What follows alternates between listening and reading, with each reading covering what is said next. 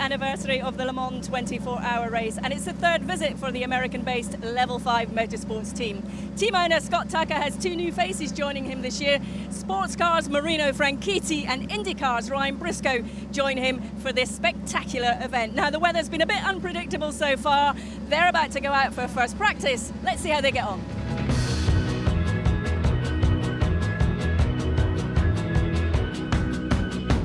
Marino, you were first out in the car on the official first practice session. What did you find? Well, I think we've managed to make a few gains since the test day. That was my initial feelings. I think we're trying something on setup that we didn't really like straight out of the box, so we're changing back on some of that, but it's good to get some dry, or almost dry running to experiment with the car. I only got, I think, two dry or almost dry laps at the end of the test day, but we're really concentrating on the race car. We're not too worried about the times, just make sure that we have a good car that's going to be good in changeable conditions, looking at the weather forecast. So now Scott's getting some laps in, Ryan will get in after him, and then I'm sure we'll get back in before we go for dinner. You say that, but you were P1 and 7th overall during that time out there in the car, so it must have felt reasonably good. Well, you know, the times were a fair bit off what they were at the test day, so I know the guys were saying I was P1, and I couldn't really understand that because we were quite slow, but yeah, it's good to see the car close to the top of the timesheets. That's where we want to be, and it's a good way to start. Hopefully we can keep it up there the rest of the weekend.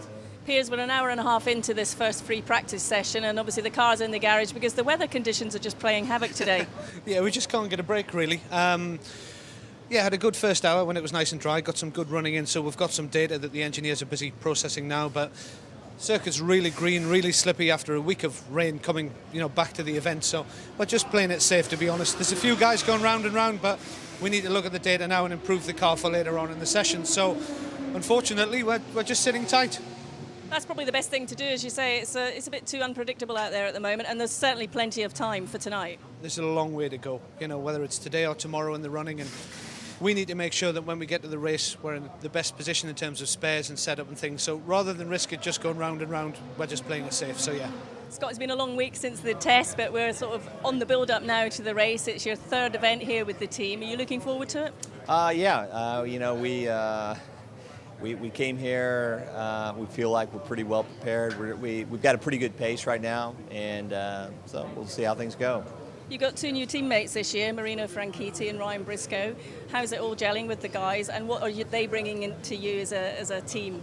We started practice together before Sebring, and we had a good race at Sebring, and I'm real pleased with how everything's working out, and I think we're just going to build on that.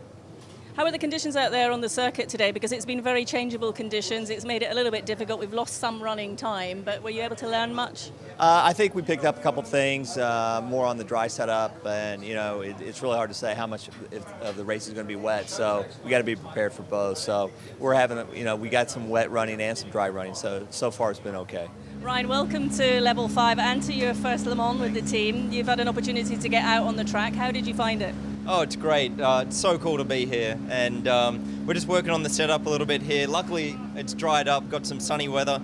So, for me, it was like first laps in the dry around this place, and it's so much fun. Just really having a great time. Well, I've never been on a track this long, with straights so long, and there's so much time, but then there are really fast technical corners around the circuit. When you're learning a track, it takes a bit longer because it takes another 4 minutes until you get to try that corner again. So it's unique in that way, but right now it's just like any standard test session. Certainly the prestige and so on of the Le Mans 24-hour it'll become more and more apparent as the week rolls on.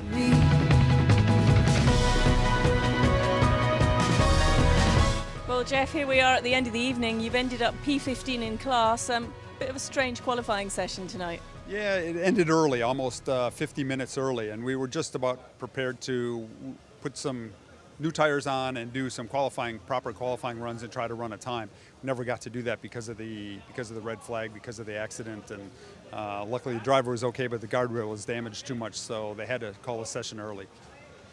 Disappointing, but I suppose you can't look too much into that at the moment because it's obviously been the same for a few others out there. Yeah, some guys tried to run their time quick, right early. Last year we did that, and traffic was so bad, so we decided to qualify our drivers. Every driver needs 5 laps at night to qualify for the race. So we ran our 3 drivers through and did that, got that out of the way. We're just about ready to start running some serious times when we got stopped because of the red. So disappointing that we didn't get a chance, but we're not disappointed in what we think is our potential performance that we'll hopefully show tomorrow.